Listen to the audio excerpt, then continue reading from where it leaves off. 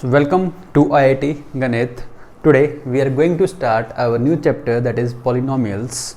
So first of all we should know what is the definition of polynomial. Actually we have studied it earlier in class 9th also. Okay.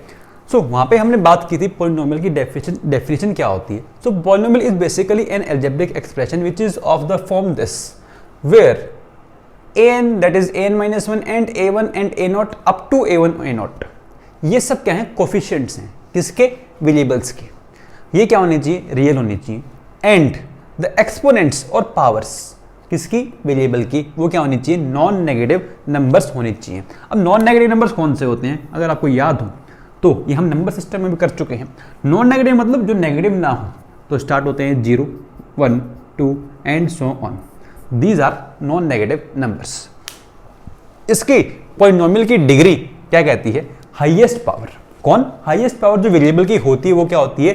Degree होती है. But हाँ, अगर मैं इसको nth degree का कह रहा हूं, अगर मैं इस पॉलिनोमियल को nth डिग्री का कह रहा हूं तो n वाले पावर वाले x की जो कोफिशिएंट है वो 0 नहीं होना चाहिए. x की पावर n का कोफिशिएंट 0 नहीं होना चाहिए, क्योंकि अगर ये 0 हो गया तो ये n डिग्री का नहीं रहा, इसकी डिग्री कम हो गई. इसलिए अगर ये जिस डिग्री का है, अगर उसकी हाईएस्ट पावर मान लो n है, तो उसका जो कोफिशिएंट है वो 0 नहीं होना चाहिए. ठीक है. तब मैं क्या कहूंगा? ये पॉइंट, इसको क्या कहूंगा? अलजेब्रिक एक्सप्रेशन को एक पॉलिनोमियल कहूंगा. अब इस पॉलिनोमियल के टाइप्स ये भी हम पढ़ चुके हैं ऑलरेडी. तो मान लो n की वैल्यू 0 है, दैट इज हाईएस्ट पावर ही 0 है. तो हमारे पास क्या रहेगा? यहाँ पे x की पावर 0, मतलब x की पावर 0 तो इसके साथ छुपा हुआ होता है. तो क्या ये सारी टर्म्स तो आएंगी ही नहीं, बस इतना ही आएगा. मतलब एक कांस्टेंट टर्म आएगी बस. इसलिए हम कहते हैं इसको कांस्टेंट पॉलिनोमियल. और इसकी जनरल फॉर्म क्या होती है? y equals to a. Next बात कर रहा हूं n इक्वल टू 1 पे. n इक्वल टू 1 मतलब क्या है? हाईएस्ट पावर 1 है. हाईएस्ट पावर 1 है तो ये सब तो नहीं आने वाला, बस यही आने वाला है. ठीक है. मतलब ये जो क्या कहलाएगा? एक लीनियर पॉलिनोमियल कहलाएगा. और इसकी general form ax plus b होगी. Next is n equal to 2. For that it is known as quadratic polynomial. और इसकी जनरल जो फॉर्म होती है वो ax square plus bx plus c होती है. Similarly for n equal to 3 it is cubic and it is generally represented by ax cube plus bx square plus cx plus d. If n that is highest power is 4 then it is known as biquadratic and so on. ठीक है.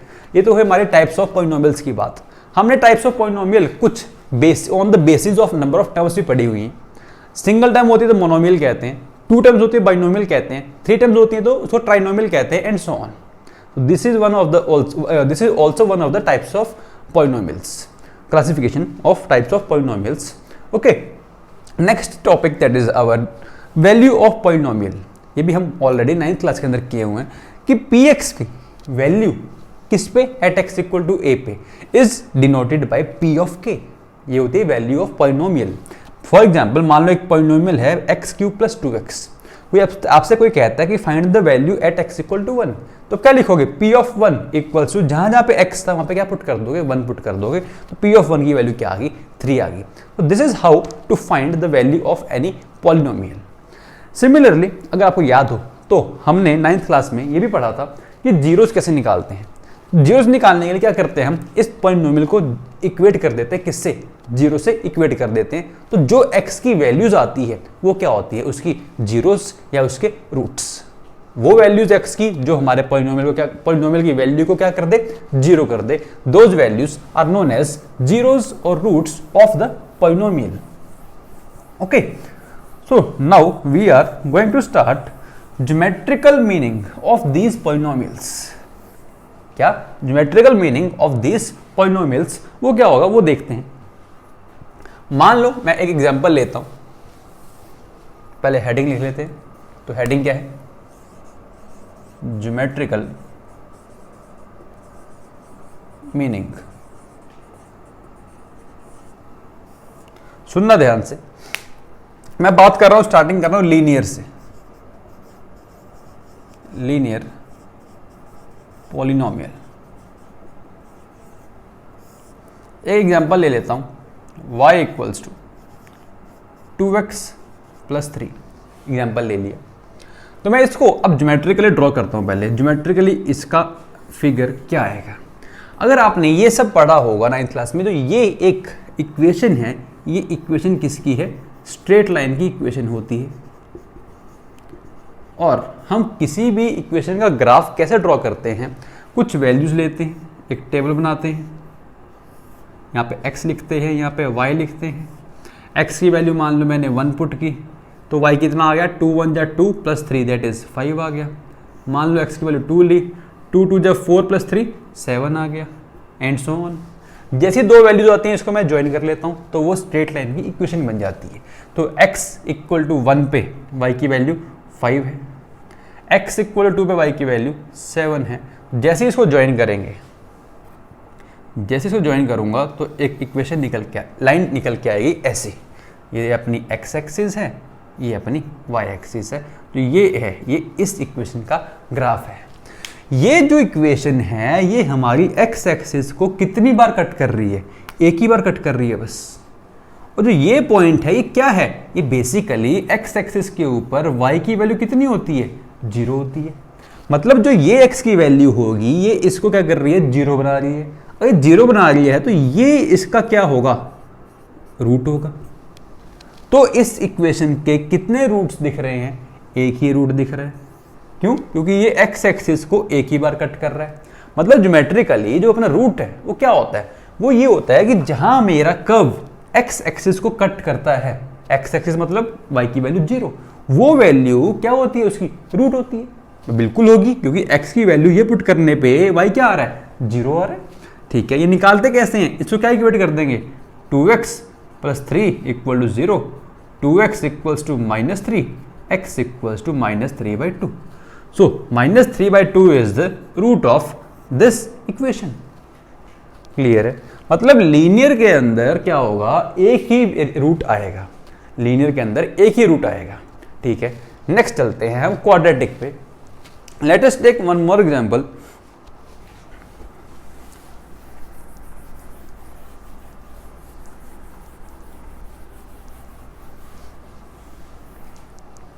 तो यहां पे लिख सकते हो आप कि that it has exactly 1 0, it has exactly 1 0। तो जो लीनियर है, लीनियर के मैक्सिमम 1 0 हो सकती है। ऐसा भी हो सकता है कि ये 0 कभी ना आए। क्यों, मान लो मैं ग्राफ आपसे कहूं बनाओ एक y इक्वल्स टू 5 का, भाई ये भी तो एक पॉलिनोमियल है, हाँ है ना, पॉलिनोमियल है बिल्कुल। बट ये पॉलिनोमियल क्या लीनियर है, ये लीनियर नहीं है। ये कौन सा है, कांस्टेंट पॉलिनोमियल है। कौन सा, कांस्टेंट पॉलिनोमियल है। ठीक है, इसलिए ये कांस्टेंट अगर पॉलिनोमियल है तो एक बात बताओ, क्या आपने पढ़ा है कांस्टेंट पॉलिनोमियल नॉन जीरो वाले का कोई भी रूट नहीं होता, पढ़ा होगा, नॉन जीरो कांस्टेंट पॉलिनोमियल वाले का कोई रूट नहीं होता। बिल्कुल, क्यों, जब आप इसका ग्राफ बनाओगे y की वैल्यू 5, x कुछ भी हो y तो 5 ही आएगा, तो लाइन क्या बन जाएगी, ये बन जाएगी। क्या ये कभी हमारी x एक्सिस को कट कर रही है, कहीं नहीं कर रही। इसीलिए इसका क्या होता है, कोई भी रूट नहीं होता, 0 रियल रूट्स। ठीक है, मतलब लीनियर वाले का एक रूट, कांस्टेंट वाले का एक भी रूट नहीं आएगा। तो similarly you can think that for quadratic that is power 2 कितने रूट्स आ सकते हैं, 2 रूट्स आ सकते हैं। अब ये आ सकते हैं क्यों आ गया, देखते हैं ध्यान से। यहां समझ आ गया, अगर नॉन जीरो कांस्टेंट पॉलिनोमियल होगा तो एक भी रूट नहीं आएगा, अगर लीनियर होगा तो एक रूट आएगा। अब बात कर रहे हैं किसकी, क्वाड्रेटिक की।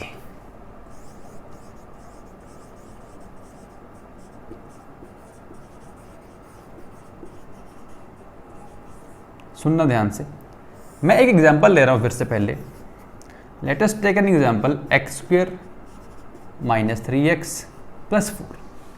फिर से इसका ग्राफ बनाने की कोशिश करेंगे। ग्राफ कैसे बनाते हैं, वही अपना मेथड, x की वैल्यू पुट करते हैं, y की वैल्यू निकालते रहते हैं। मान लो मैंने x की वैल्यू 0 पुट की, y कितना आएगा, 4 आएगा। x की वैल्यू 1 पुट की, वैल्यू चेक करो कितना आएगी, 5 - 3 दैट इज 2। x की वैल्यू 2 पुट की, चेक करो कितनी आ रही है, 2 2 जा 4, 4 + 4 8, 8 - 6 दैट इज अगेन 2। x की वैल्यू 3 पुट करते हैं, 3 3 जा 9, 9 + 4 13, 13 - 9 that is 4, and so on. We can put some values and we can check that अगर मैं इसको अब प्लॉट करने की कोशिश करूं, अगर मैं इसको प्लॉट करने की कोशिश करूं तो ये कहां पे प्लॉट होगा, देखना ध्यान से। x इक्वल 0 पे वैल्यू 4 है, 2 पे वैल्यू 1 है, 2 पे वैल्यू 0 पे 4, 2 पे कहीं ना कहीं 1, फिर 2 पे वैल्यू बढ़ गई, कहाँ चली गई, 2 पे चली गई, तो यहाँ कहीं ना कहीं 2 होगी, फिर 4 पे 3 होगी, एंड सो ऑन। मतलब जो हमारा ग्राफ आने वाला है वो इसका अगर आप प्लॉट करोगे सारे नंबर्स लेके तो ये आएगा, ये ग्राफ आएगा इसका। बट हाँ, इसमें क्या हो रहा है, क्या इसके रूट्स आए, एक भी रूट नहीं आ रहा। क्यों, ये हमारी एक्स एक्सिस को कट कर ही नहीं रहा कहीं पे। अगर ये एक्स एक्सिस कट करता तो इसके रूट आते। मतलब क्वाड्रेटिक के अंदर ऐसा केस पॉसिबल है जब एक भी रूट ना आए, बिल्कुल है। चलो मैं एक क्वाड्रेटिक और लिखता हूं, मैंने एक क्वाड्रेटिक और लिखते हैं। लेटर से एक क्वाड्रेटिक है आपके पास y equals to x square plus 1 plus 2x, ठीक है। चलो ये वैसे दिखने में तो ऐसा लग रहा है x प्लस 1 का होल स्क्वायर लिखा हुआ है। इसका ग्राफ प्लॉट करेंगे। ग्राफ प्लॉट कैसे करेंगे, x की वैल्यूज लेंगे, y की वैल्यू निकालते जाएंगे, चेक करते हैं। तो मान लो मैंने x की वैल्यू 0 पुट की तो y की कितनी आएगी, 1 आएगी। x की वैल्यू 1 पुट की, y की कितनी आएगी, 4 आएगी। x की वैल्यू -1 पुट की तो y कितना आएगा, 0 आएगा, एंड सो ऑन। क्या ये कहीं और 0 होगा -1 के अलावा? आप जब इसके अंदर x को -1 पुट करोगे तभी ये 0 हो पाएगा। आप बाकी कुछ भी पुट कर लो तो कुछ ना कुछ वैल्यू तो आएगी। -2 पुट करोगे तो -2 + 1 इज -1, उसका स्क्वायर हो जाएगा। -3 पुट करोगे -3 + 1 -2 का स्क्वायर हो जाएगा, एंड सो ऑन। बट 0 बस एक ही वैल्यू पे होगा जब x की वैल्यू -1 होगी। तो मतलब जो इसका ग्राफ बनाने की कोशिश करोगे, अगर आप कुछ भी नंबर्स, सारे नंबर्स ले लेना, उनको ज्वाइन कर देना, तो ये ग्राफ बनेगा। मतलब जो ये हमारे x एक्सिस को कितनी बार कट कर रहा है, ये एक ही बार कट कर रहा है। x एक्सिस को एक ही बार कट कर रहा है ये। तो इससे कितने रूट्स आए, 1 रूट। यहाँ पे कितने रूट आए, नो रूट रियल वाले, यहाँ पे 1 रियल रूट। चलो एक इक्वेशन और लेते हैं। मान लो कोई आपसे कह देता y equals to x square, let us take x square -3x + 2, ठीक है। ठीक है भाई, इसके ग्राफ पहले चेक करते हैं, x और y लिखते हैं। चलो let us take x equal to 0, y की वैल्यू 2 आएगी, x की वैल्यू 1 ले लो, y की वैल्यू कितनी आएगी, 1 + 2 3, 3 - 3 0, x की वैल्यू 2 ले लो, 2 2 जा 4, 4 + 2 6, 6 - 6 फिर से 0। ठीक है, चेक करते हैं, ग्राफ बनाते हैं। अब अगर आप इसका ग्राफ बनाने की कोशिश करोगे, 0 पे वैल्यू 2, 1 पे वैल्यू 0, 2 पे वैल्यू 0। मतलब अगर आप इसके बीच में चेक करते हैं वैल्यूज प्लॉट करके, जो इसका ग्राफ बनेगा, एग्जैक्ट ग्राफ, वो ये बनेगा। मतलब ये हमारे x एक्सिस को कितनी बार कट कर रहा है, ये हमारे x एक्सिस को 2 बार कट कर रहा है। तो इसके कितने रूट्स आ गए, 2 रियल रूट्स। कितने आ गए, 2 रियल रूट्स। तो क्वाड्रेटिक है, इसके मैक्सिमम 2 रियल रूट्स हो सकते हैं, इसीलिए कहा था। क्यों, इस केस में कितने आए, एक ही आया, इस केस में एक भी नहीं आया। मतलब क्वाड्रेटिक के अंदर कितने केस पॉसिबल हैं, 3 केस पॉसिबल हैं। बट ये 3 केस ही क्यों सर, ये आपने ये शेप क्यों बनाई? क्वाड्रेटिक का याद रखना, क्वाड्रेटिक का याद रखना क्या, सुनना ध्यान से, मैं इसको मिटा रहा हूं, आप इसको जल्दी pause the video and note it down. Quadratic के जो ग्राफ होते हैं, मैं एक जनरल क्वाड्रेटिक लिख रहा हूं, y equals to ax² + bx + c। जो इसका ग्राफ होगा वो पैराबोलिक शेप का होगा। तभी देखो सारे के सारे पैराबोला आ रहे हैं, पैराबोलिक शेप का होगा। पैराबोलिक शेप कौन सी होती है sir? Parabolic shape is like this, और it can be like this also. This is the first one is upward parabola, and second one is downward parabola.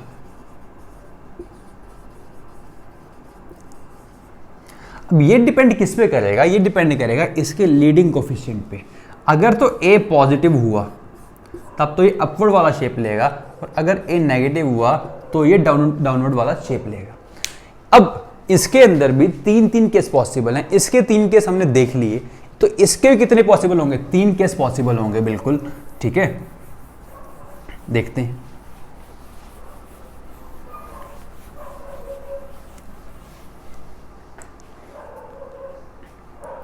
तो मैं यहां पे 3 केस बना रहा हूं, ए पॉजिटिव के लिए, ए नेगेटिव के लिए। तो पहला केस तो क्या है, हो सकता है ये इसको कट कर जाए तो 1 और 2 रूट्स आ जाएं, और ये ए नेगेटिव है तो इसको मैं ग्राफ अगर बात करूं तो ग्राफ कुछ ऐसा आएगा। तो इसके कितने रूट्स हैं? इन दोनों के कितने रूट्स हैं? 2 रियल रूट्स। कितने? 2 रियल रूट्स। क्यों? क्योंकि ये मेरी एक्स एक्सिस को 2 बार कट कर रहे हैं। नेक्स्ट चलते हैं। हो सकता है ये इसको टच करता हुआ निकल जाए, हमने थोड़ी देर पहले देखा था ग्राफ। ऐसे ये भी हो सकता है यहाँ पे इसको टच करता हुआ निकल जाए। तो इस केस में क्या है? 1 रियल रूट, और we can say 2 equal roots. क्यों? दोनों रूट्स एक ही जगह पे आ चुके हैं, ठीक है, एक ही जगह पे आ चुके हैं दोनों रूट्स। नेक्स्ट जो केस पॉसिबल है, वो हो सकता है इसको टच भी ना करे, कट भी ना करे। यहाँ पे क्या पॉसिबल है? हो सकता है इसको टच भी ना करे, कट भी ना करे। क्या कहीं कट किया? नहीं कट किया, मतलब 0 रियल रूट्स। कितने? 0 रियल रूट्स। इसलिए बताया जाता है कि क्वाड्रेटिक के जो हैं मैक्सिमम कितने रूट्स पॉसिबल हैं? 2 रूट्स पॉसिबल है। इनके कॉरस्पॉन्डिंग कंडीशंस आती हैं, वो अभी हमें नहीं करनी, अभी नहीं सीखनी, बट हाँ आने वाले टाइम पे हम देखेंगे। बट आपको थोड़ा सा हिंट दे देता हूँ। एक वैल्यू आएगी डिस्क्रिमिनेंट नाम से। किस नाम से? डिस्क्रिमिनेंट नाम से। जो ये फर्स्ट कंडीशन है, ये इसके लिए होता है d ग्रेटर देन 0। यहाँ पे d होता है इक्वल टू 0, यहाँ पे होता है d लेस देन 0। बस ये आपको बता रहा हूँ, बट हाँ अभी कोई काम नहीं है इसका, बट हाँ आने वाले टाइम पे काम आएगा जब देखेंगे, ठीक है। नेक्स्ट बात करते हैं हम एक क्यूबिक पॉलिनोमियल की। मान लो एक क्यूबिक पॉलिनोमियल है, अब बात कर रहे हैं हम क्यूबिक की।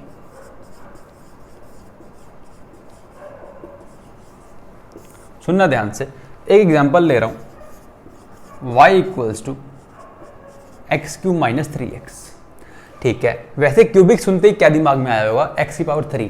x की पावर 3 मतलब इसके मैक्सिमम 3 रूट्स पॉसिबल है। अब ऐसा ही क्यों होता है? एक एग्जांपल की मैं बात करूंगा। यहां से क्या ऐसा लग रहा है? x कॉमन आ जाएगा तो अंदर एक्स स्क्वायर माइनस 3 बचेगा। इसको मैं एक्स क्यूब माइनस 3x की जगह अगर मैं एक्स क्यूब माइनस 4x ले लूँ तो आई थिंक आपके लिए ईजी हो जाएगा। क्यों? क्योंकि एक्स स्क्वायर माइनस 4 भी फैक्टराइज हो जाएगा x plus 2 into x minus 2 में, क्योंकि ए स्क्वायर माइनस बी स्क्वायर लिखा हुआ है, और ए स्क्वायर माइनस बी स्क्वायर होता है ए प्लस बी इंटू ए माइनस बी। मैंने वही फॉर्मूला यूज़ किया है यहाँ पे, ठीक है। अगर मेरे को इसके रूट्स निकालने हैं तो फॉर रूट्स क्या करेंगे? इसको इक्वेट किससे करेंगे? y इक्वल टू 0, मतलब x into x plus 2 into x minus 2 equal to 0। तो क्या ऐसा लग रहा है या तो x 0 हो जाए, या फिर x प्लस 2 0 हो जाए, या फिर x माइनस 2 0 हो जाए? तो ये तो क्या बन जाएगा? 0 बन जाएगा। कोई भी इनमें से एक 0 हुआ तो 0 इंटू समथिंग इज 0। तो एक तो x इक्वल टू 0 रूट आ गया, एक x equals to minus 2 root आ गया, एक x equals to plus 2 root आ गया। मतलब क्या है इसका? 3 रूट्स आ चुके हैं। बिल्कुल ठीक है, ठीक है। अभी देखते हैं इसका ग्राफ।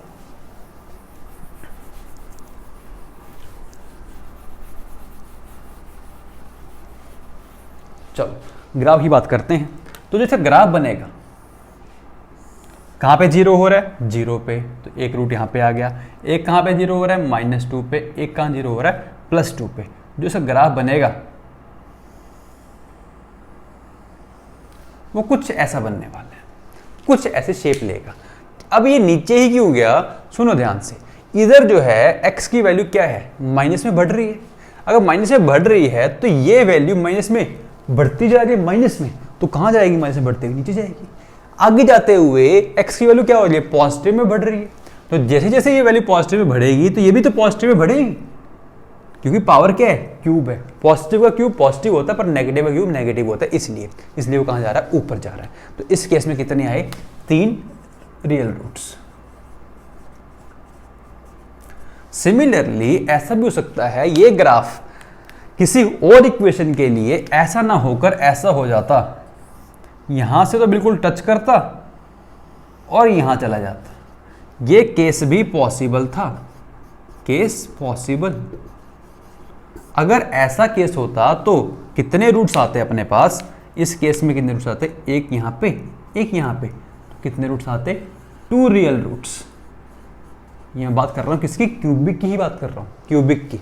ऐसा भी केस पॉसिबल था कि क्या होता, यहां से ये आता और ये ऐसे चला जाता, बिल्कुल पॉसिबल है। इस केस के अंदर क्या रूट्स आएंगे, एक ही रियल रूट आएगा।